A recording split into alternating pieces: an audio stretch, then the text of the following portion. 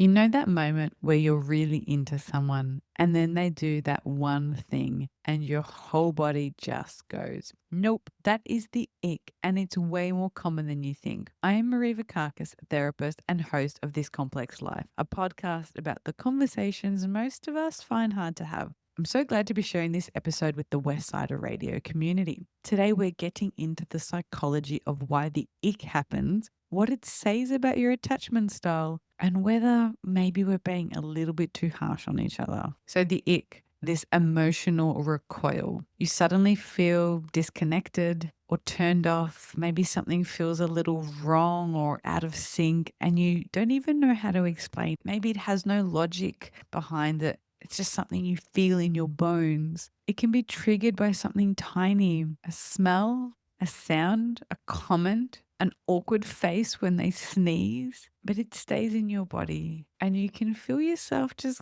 pulling away a little bit. A 2025 study published in Personality and Individual Differences found that about 64% of people feel the ick, and about a quarter of those people actually end the relationship because of it. So this is not just a social media trend, it's a real phenomenon. And it doesn't just show up in dating, although that's kind of a bit more fun to talk about sometimes. It can show up in long term relationships and even in friendships. Anywhere you feel some kind of emotional or relational shift. And it makes me think of Inside Out. If you haven't seen it, it's such a great animation and I love the way it portrays characters. But think of the emotion disgust. How cool is Disgust? She is such a sassy character, and Disgust has an evolutionary benefit to us. Disgust evolved as a protection mechanism. Our ancestors might have recoiled from signs of disease or poor mate quality, and those who did survive longer. The thing is, the modern ick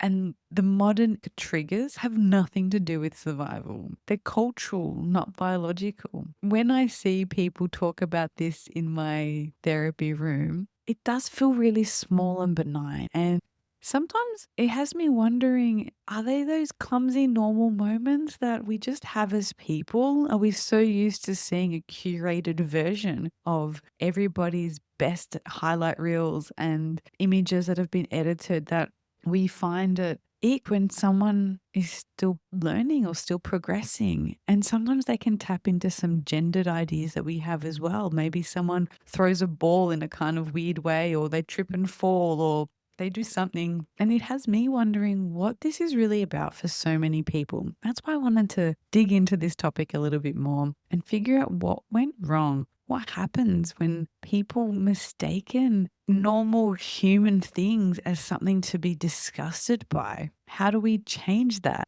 And what are actual red flags? Because they're very different. And I've done a whole other episode on that. But there is something there. And some people have a really great way of laughing it off. And some people, they shut down and they don't know how to articulate it. There are some icks that seem to come up a lot. And when I was doing some research for this episode, there was some that actually made me laugh. One of my favorite icks that someone had, I actually don't know if I think this was an ick, maybe now I do, but was finger guns as a bit of an ick. That one actually was quite funny.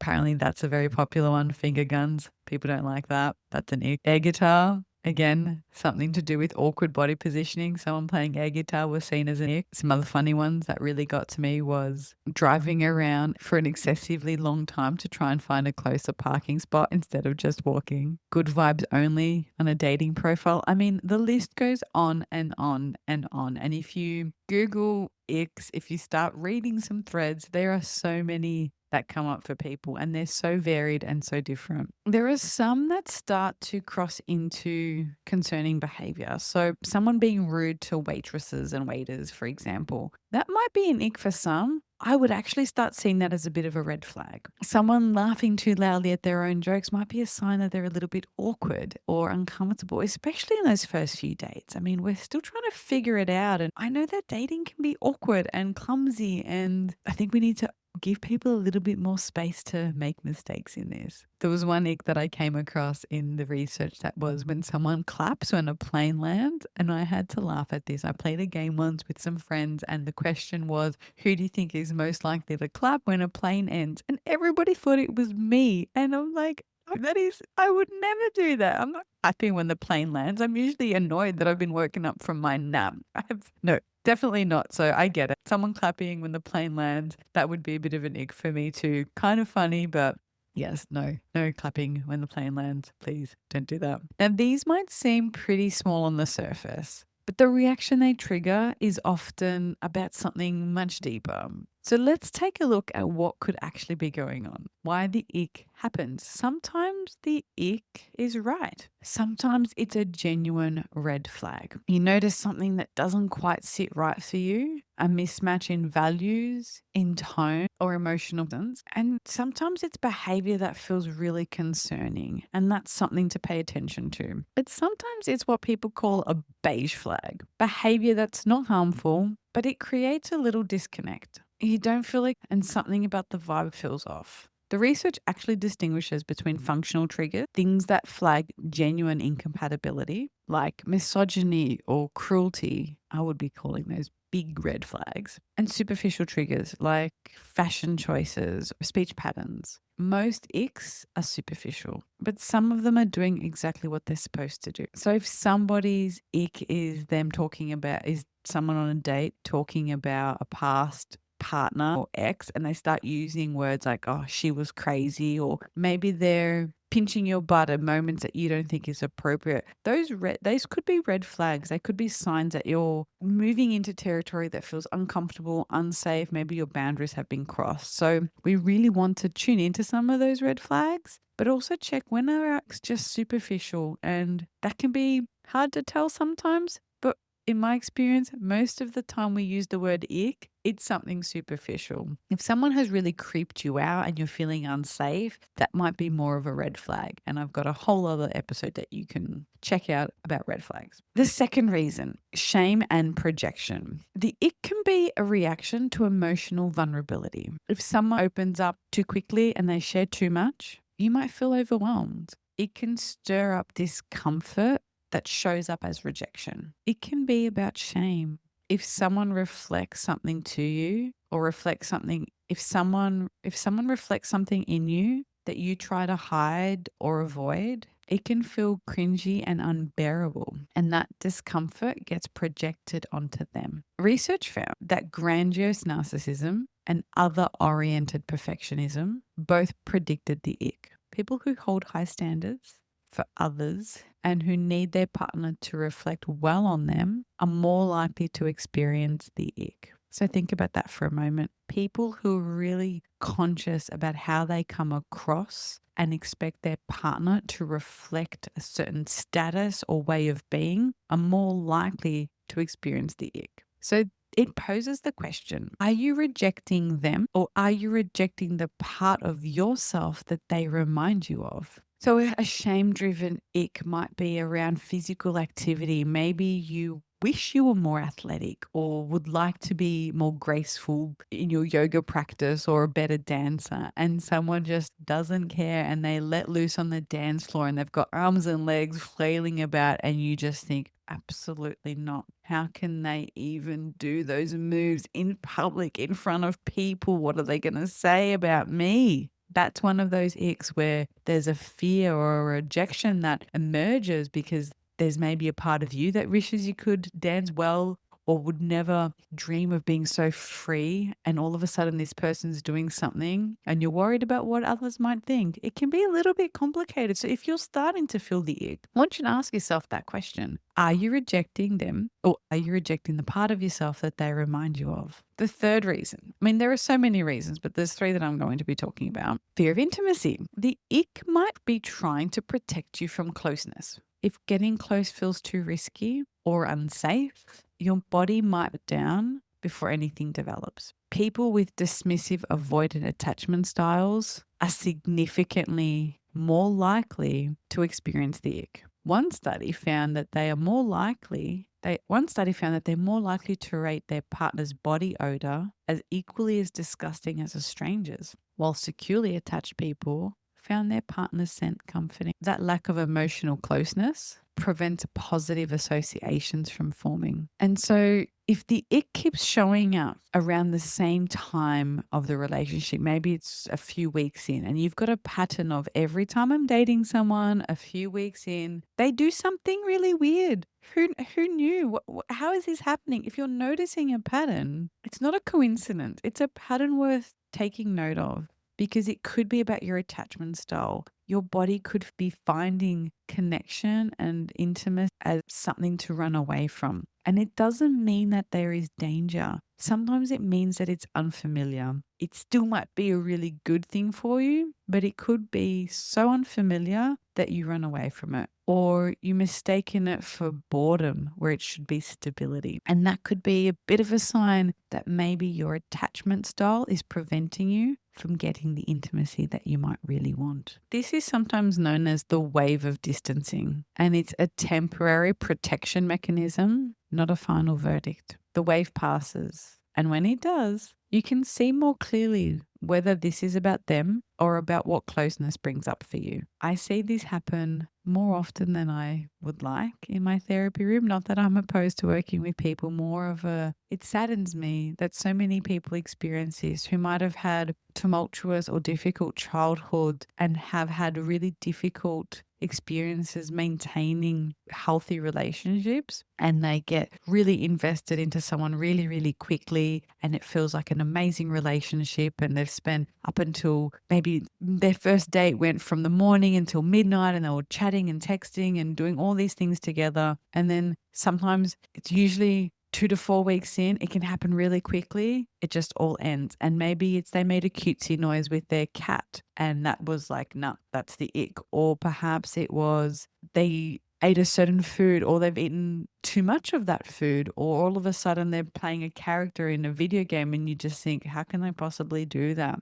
And then it's like a light switch goes off and that person just loses total interest. That's an example of where it's one of those attachment wounds emerging and being activated and maybe ruining the relationship. Now, there are so many ways that the ick can show up. And I sometimes wonder if we're being a little bit too picky. Some of the things that give us the ick are just human moments. And if someone trips, someone gets food on their face, they say the wrong thing and try and recover and make it worse. I mean, we're already seeing a trend with young people being afraid to speak up in class or to get up and dance at a school event. Like they're scared to do things because people might watch and say it's cringe or catch something as a blooper reel and it goes viral. And we're living in a time where we're so scared to make a mistake, to be human. And as an adult, you might get a lot out of trying new things. I mean, if you've never ice skated for the first time and you ice skate and you fall flat on your butt, that's not an ick. That's just a human moment. That's someone trying something fun or novel or interesting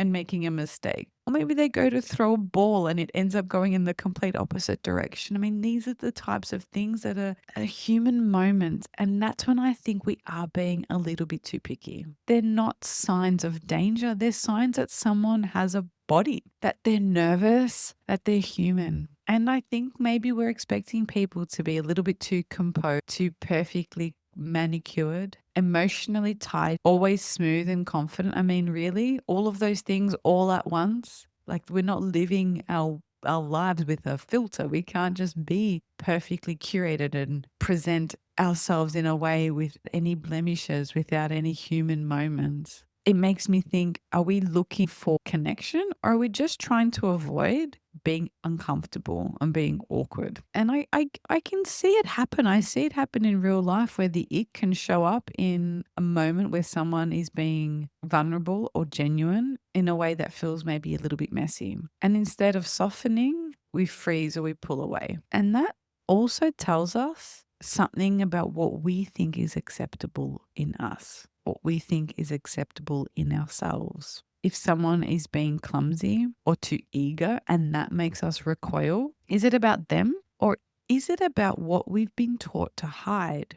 It can show us our own discomfort with realness, not just theirs, but ours too. Now, sometimes our icks are related to a particular quality that we think is important in a partner. Maybe we want someone super sophisticated and intelligent, and they tell us that they like Van Damme movies, and we're just like, what? No, no, no, no. That's just it. It challenges something in us. It challenges an idea of what we think a perfect partner might be like. And so it can reinforce these stereotypes or ideas of what we think are attractive and what's appropriate. And it can keep reinforcing that. And the thing is, it likely says nothing about who they are as a person or a partner. And we've taken that little bit of information and we've just been repulsed by it. And I think we're being too picky in the wrong ways and not picky enough in the right ways. And let me explain that. There are some qualities in people that I think we should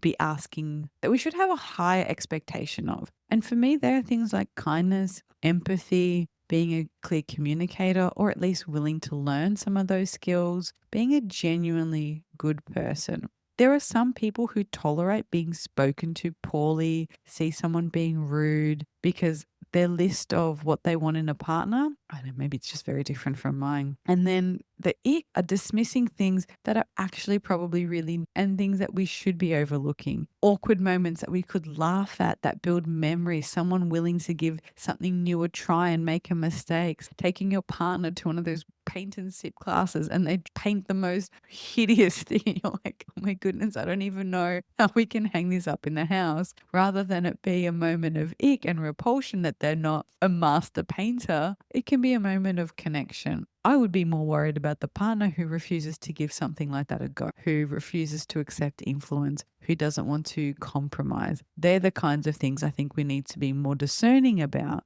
and finding someone who's willing to show an interest in us, catch our bids for connection, compromise, accept influence. They're the really important things, not the awkward, funny human moments that we all just have sometimes. Because I bet if I look back even at the bloopers and the mistakes that I make when I'm recording, there would be so many moments of cringe. And that's just being human. That's life. So what do you do when the ick shows up? Try pausing and notice that it's happening. What exactly triggered that shift? Was it what they did or how it made you feel? How did you feel about what you saw or heard or smelt? Ask yourself what story you told yourself in that moment. Were you embarrassed? Did you feel smothered? Did it remind you of something from the past? Reflect on whether this happens often. Do you feel the ick every time someone gets close? Every time things slow down? Every time someone is emotionally available? You don't have to push through. You are allowed to listen to it, but I encourage you not to shut down without understanding what it's trying to protect you from. The ick is information, but it's not always the truth. It's a reaction and it deserves curiosity, not avoidance. So if you're one of those people who feels the ick, I want you to ask yourself these questions. What is it that's really bothering me? And does it say more about me than it does? Is this disgust or embarrassment or fear of vulnerability? I want you to try and understand it. Be curious, don't be judgmental. Just try and understand what's this really about. The ick, it's not silly. And that it deserves some reflection. And look, to be honest, I do find it really funny to read those posts about all the different things that give people the ick. Sometimes they're really obscure and really funny. I mean, I read one about not wearing socks and with certain shoes or boat shoes or something. I was like, I don't even know if I would notice those things. There are some things that it can be quite funny and it can be laughing moment, but there are also real people behind those things, real messy, vulnerable humans who are just trying to do the best they can. And I think we need to give people a little bit more grace and be a little bit more open-minded. And so think about those moments that you have the ick and check in with yourself. What's it really about? You don't have to stay in situations that feel wrong. I'm not saying that at all. If they're genuine discomforts and red flags and that it's unsafe, get out of there. But you also don't have to run from every moment of discomfort. And that's something to try and acknowledge. What makes you uncomfortable doesn't always mean it's unsafe. There is a little bit of space in the middle to get curious and check in with yourself. What's it really about? And I would love to hear from you. I want to keep this conversation going. Tell me your icks. Tell me what your favorite, worst, whatever icks are. I want to hear from you. Thanks so much for listening. You can find the full show notes for this episode at marievakakis.com. And if you enjoy reading about relationships and mental health, you can find my regular articles every month in the West Sider paper and online. And if you have a question or a topic you would like me to cover, I would love to hear from you. There'll be a link to the email address in the show notes. Thanks to the West Sider Radio for having me. I will see you next time.